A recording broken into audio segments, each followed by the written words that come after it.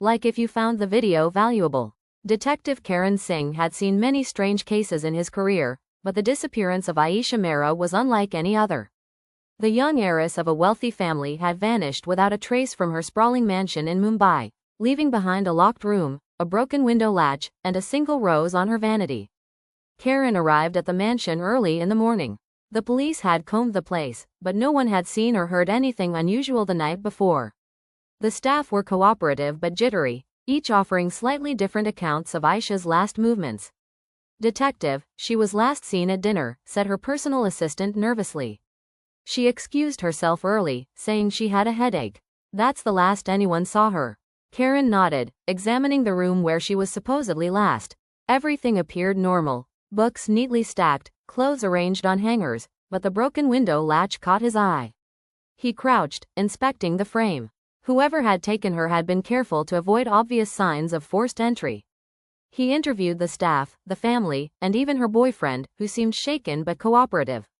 Everyone had an alibi, yet Karan's instincts screamed that someone was hiding something. Back in his office, Karan reviewed the CCTV footage from the streets near the mansion.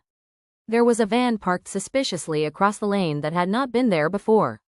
It disappeared right around the time Aisha vanished. He made a note to track the vehicle. The next clue came unexpectedly.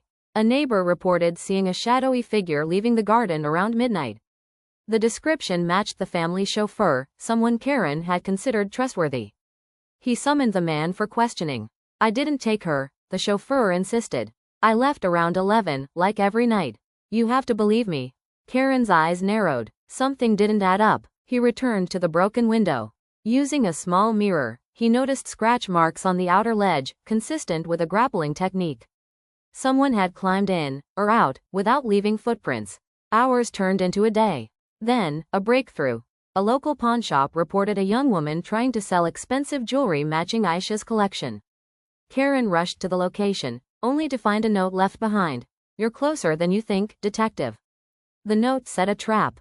Karan realized the kidnapper wanted him on the chase. He reviewed every interaction, every alibi.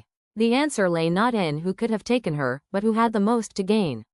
Returning to the mansion, he observed the family's reactions carefully. His gaze lingered on the aunt, who had seemed unusually calm, almost too calm.